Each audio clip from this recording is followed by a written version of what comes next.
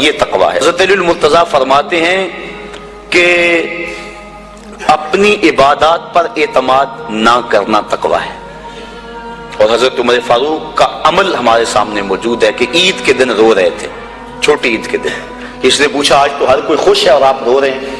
کہا مجھے نہیں پتا کہ میرے روزے قبول ہوئے ہیں یا کہ نہیں، اگر قبول ہوئے تو پھر میرے لیے خوشی کی بات، اور اگر قبول نہیں ہوئے تو میرے منہ پہ مارے گئے، اس لیے میں چونکہ قطعاً جانتا نہیں اس لیے رو رہا ہوں کہ پتہ نہیں میں کن لوگوں میں سے ہوں۔ حضرت بایزید بستامی سے کسی بڑھیا نے پوچھا تھا حضرت ایک مسئلہ تو بتاؤ۔ پوچھا کیا؟ کہا میرے گدھے کی دم اچھی ہے یا آپ کی داڑھی اچھی ہے؟ آئے مجھے کوئی یہ مسئلہ پوچھ کے تو دیکھے پھر جائے کہاں۔ بایزید بستامی سے بڑھیا نے پوچھا آپ کی داڑھی اچھی یا میرے گدھے کی دم اچھی؟ ناراض نہیں ہوئے، بگڑے نہیں، آنکھوں سے آنسو ڈھلنے لگے۔ کہا تیرے سوال کا جواب فی الحال میرے پاس نہیں ہے، جب میں مر جاؤں گا تو پھر میرے پاس جواب ہوگا، پھر تو مجھے کیسے مل پائے گی۔ بایزید بستامی کا انتقال ہو گیا، بڑھیا کے خواب میں آئے۔ کہا حضرت میرا سوال اسی جگہ پہ کھڑا ہے۔ کہا اللہ کا شکر ہے میری داڑھی تیرے گدھے کی دم سے ہزاروں درجے بہتر ہے، کیونکہ میرا خاتمہ ایمان پہ ہو گیا۔ تو جب تک یقین نہیں ہو جاتا کہ میں کن لوگوں میں ہوں اتنی دیر تک یہ ظاہر انسان کا اندر بے چین رہتا ہے۔ بڑے سخت معاملے ہیں آخرت کے۔ آج ہمیں نعت خواہ بھی کہہ رہے ہیں کہ مجھے دیکھ کے جہنم کو پسینہ آئے، یہ تو منہ میں طوطی بولتا ہے جو مرضی کہتا پھرے، یہ تو کل قیامت کے دن پتا چلے گا کہ پسینہ کس کو آتا ہے۔ رسول کریم بھی جس جہنم سے پناہ مانگے، کبھی جنت کا تمسخر اڑایا جاتا ہے، ہورے تو کیڑی جنت کا کرنا ہے تذکرہ، اسی جنت کا جس کو رسول اللہ ہاتھ اٹھا کے مانگتے رہے، اسی جنت کا تذکرہ کر رہے ہیں جس کے لیے حضور کا اشتیاق تھا، اسی جنت کی آرزو کر رہے ہیں جس کے لیے حضور نے فرمایا جب اللہ سے مانگو تو جنت فردوس مانگو۔ تو آج دلیری دی جا رہی ہے، آج پیر بیعت کرنے کے بعد جنت کا پرمٹ دے دیتا ہے۔ آؤ میں پیروں کے پیر کی کہانی سناؤں آپ کو۔ حضرت شیخ سعدی شیرازی فرماتے ہیں کہ ایک بندہ مطاف میں کنکروں کے اوپر پیشانی رکھ کے زاروں کے تار ہو رہا ہے اور کیا کہتا ہے اللہ مجھے معاف کر دے، نہیں تو قیامت کے دن اندھا اٹھانا، میں تیرا کیا تیرے بندوں کا سامنا بھی نہیں کر سکتا۔ اتنے درد سے روتا ہے کہ لوگ اپنی دعائیں چھوڑ کے اس کے لیے دعا کرتے ہیں۔ جن لوگوں نے حج کیا یا عمرہ کیا انہیں اس کا تجربہ ہوگا۔ کچھ لوگ اتنے درد سے روتے ہیں کہ بندہ اپنی دعائیں بھول کے ان کے لیے لگ جاتا ہے۔ مجھے تو جس سال جانا نصیب ہوا تھا تو ان دنوں کے اندر فلسطین کی جنگ پورے زور پہ تھی اور کعبۃ اللہ کی غربی دیوار کے ساتھ فلسطین کے مرد و زن لپٹ کے رویا کرتے تھے، اور جب وہاں ہمارا چکر آتا تھا تو اس وقت طوطے اڑ جاتے اور اپنی دعائیں بھول جاتی اور اللہ کی بارگاہ میں عرض کرتے مالک فلسطین کو آزادی دے دے۔ یہ کسی کا باپ اس کے سامنے کٹا ہوگا، کسی کی گود سے اس کا لال چھوڑ کے ان کے لیے دعائیں کرنے لگ جاتا، فلسطین کی آزادی کے لیے دل تڑپتا، پھر کشمیر کی طرف، آذربائیجان کی طرف، کابل و قندھار کی طرف، دشت لیلا کی طرف اور قلعہ جنگی اور تورا بورا کی طرف اور موصل و تقرید کی طرف اور کوفہ و بغداد کی طرف انسان کا دل جاتا کہ وہاں کیا کچھ ہو رہا ہے، اور انسان اپنی دعائیں چھوڑ کے امت کے لیے رونے لگ جاتا ہے۔ تو وہ اتنے درد سے روتا ہے کہ لوگ اپنی دعائیں چھوڑ کے اس کے لیے کہتے ہیں یا اللہ اس بیچارے کو معاف کر دے۔ ایک بندہ تو چھوڑ چھاڑ کے کھڑا ہی اس کے سامنے قریب کھڑا ہو گیا اور کہتا ہے مالک اسے معاف کر دے، مالک اسے معاف کر دے۔ کافی دیر کے بعد وہ شخص جو روتا تھا اٹھ کے جانے لگا۔ اس کو تجسس تھا کہ میں دیکھوں تو صحیح یہ کون ہے اور اس کو تسلی بھی دوں کہ اللہ بڑا کریم ہے تجھے معاف کر دے گا۔ جب اس نے جھک کے جھانک کر دیکھنا چاہا تو چیخیں نکل گئیں، کیوں کہ فائزہ ہوا شیخ عبد القادر جیلانی، یہ زاروں کے تار رونے والا وقت کا غوث شیخ عبد القادر جیلانی۔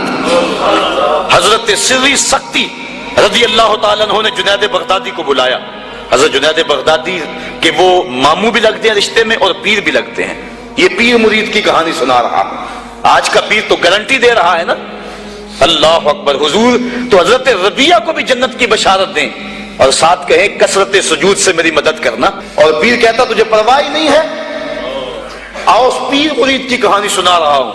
حضرت جنید بغدادی فرماتے ہیں میرے ماموں نے تنہائی میں مجھے بلایا اور مجھے وصیتیں کی۔ جب ایک وصیت کی تو میرے پاؤں تلے سے زمین نکل گئی۔ کہنے لگے بیٹا جب میں مر جاؤں تو میری قبر بغداد سے باہر بنانا۔ میں نے پوچھا حضور کیوں؟ فرمانے لگے میری بدعمالیوں کی وجہ سے کہیں بغداد کی مٹی میری لاش کو قبول کرنے سے انکار نہ کر دے اور میں لوگوں کے سامنے رسوا نہ ہو جاؤں۔ یہ ہیں وہ لوگ تتجافا جنوبہم عن المضاجع، جن کی کروٹیں بستروں سے الگ رہتی ہیں، اللہ کو خوف اور طمع میں پکارتے ہیں، لیکن زندگی کا ایک ایک لمحہ تقوی سے عبارت ہے۔ دنیا میں تکلیفیں صحیح، حضرت امام جعفر صادق ساری زندگی ٹھنڈا پانی نہیں پیا، فرماتے تھے کیا خبر کہ اس کے حساب میں چکرا جاؤں، اور آپ کے مریدین بیٹھے ہوئے ہیں، آپ بھی بیٹھے ہوئے ہیں، لوگ بیٹھے ہیں، کہا یار آج ایک دوسرے سے وعدہ نہ کر لیں، کہا کیا؟ کہا ہم میں سے جو بھی جنت میں جائے وہ دوسروں کو ساتھ لے کے جائے۔ غلاموں نے کہا حضور ہم آپ ہے، یہ خشیت ہے اور ٹھنڈے پانی سے بھی گریز کر رہے ہیں، 3 چیزوں کا حساب نہیں ہوگا قیامت کے دن، ضرورت کے وقت کھانا پینا، اور ستر عورت کے لیے کپڑا لباس، اور ضرورت کا مکان، ان 3 چیزوں کا حساب نہیں ہوگا۔ اس کے علاوہ جو بھی نعمت اللہ نے دی ہے ثم لتسألن یومئذ عن النعیم، اللہ قرآن میں کہتا ہے ہر نعمت کے بارے میں پوچھا جائے گا۔ تو صاحبو جن لوگوں نے اس بات کا خیال رکھا کہ ہمارے رب نے ہمیں پوچھنا ہے اور ایک ایک بات کا ہم نے جواب دینا ہے، یہ بات درست ہے کہ اللہ اپنے فضل سے معاف کرے گا، لیکن سحری کے وقت اٹھ کے سسکیاں بھرنے والا اور رات شراب خانے میں گزارنے والا کیا قیامت کے دن ایک صف میں کھڑے کر دیے جائیں گے؟ یہ کیسے ہوگا؟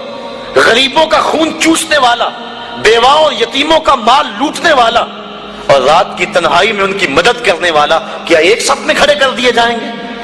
ایسا کیسے ہو سکتا ہے؟ تو صاحب وہ تقویٰ ہے کہ انسان اپنی زندگی کے ایک ایک قدم کو بچا بچا کے رکھے کہ میں اللہ کی ناراضگی سے بچ جاؤں، اور دنیا کو اس نے مشکلات میں ڈال دیا۔ آج کہتے ہیں دین پہ عمل کرنا بڑا مشکل ہے، جو بندہ دین پہ عمل کرنا چاہتا ہے اللہ قرآن میں سورۃ الاعلیٰ میں فرماتا ہے مشکل نہیں، ہم اس کے لیے آسان بنا دیتے ہیں۔ چلو لوگوں کے لیے مشکل ہی صحیح، لیکن اس نے مشکل میں یہ زندگی کاٹ لی، اور دنیا ہے بھی، دنیا سجن المومن، مومن کے لیے ہے بھی قید خانہ، لیکن جب قید سے چھوٹا پھر کیا ہوا؟ اللہ کی رحمتیں بڑھ کے اس کا استقبال کر رہی ہیں، پھر گروہوں کے اندر وہ جنت میں جائیں گے اور فرشتے کہیں گے سلام ہو تمہیں کہ تم نے زندگی اچھے ڈھب سے گزاری ہے، اب جنت میں آ جاؤ، تم اس جنت سے کوئی نکالنے والا نہیں ہے۔ اور وہ کہیں گے اللہ تیری تعریفیں اور تیری خوبیاں، تو نے جو وعدہ کیا تھا آج واقعی تو نے سچا کر دکھایا ہے۔ اور پھر جنت میں ان کو گوناگون نعمتیں دی جائیں گی، اور جنت میں مائے معین ہوگا، حوض کوثر ہوگا، سلسبیل ہوگا، کبھی وہ حوروں سے جام پیئیں گے، کبھی وہ غلمانوں سے جام پیئیں گے، لذت تو بڑی ہوگی، لیکن ایک لذت کی کہانی اللہ نے قرآن میں سنائی، ہمیں ایک وقت ایسا بھی پھر آئے گا وَسَقَاهُمْ رَبُّهُمْ شَرَابًا طَهُورًا، ان کا رب انہیں خود شراب طہور پلائے گا کہ تم نے میرے لیے چھوڑا، دنیا کی شراب تو نہیں پی لو، میرے دست قدرت سے شراب پیو۔ تو وَسَقَاهُمْ رَبُّهُمْ، نہ حوروں کے ہاتھوں سے، نہ غلمانوں کے ہاتھوں سے، نہ کسی اور کے ہاتھوں سے، وَسَقَاهُمْ رَبُّهُمْ۔ پھر دنیا کی تکلیفیں یاد رہیں گی جب مالک شراب طہور پلا رہا ہوگا۔ تو یہ ہے زندگی، اپنی زندگی کو اس ڈھب سے گزاریں کہ آخرت کی زندگی بہتر ہو جائے جو نہ ختم ہونے والی ہے۔ کار ما آخر شدو آخر زما کار نشد، مشتخا کے ما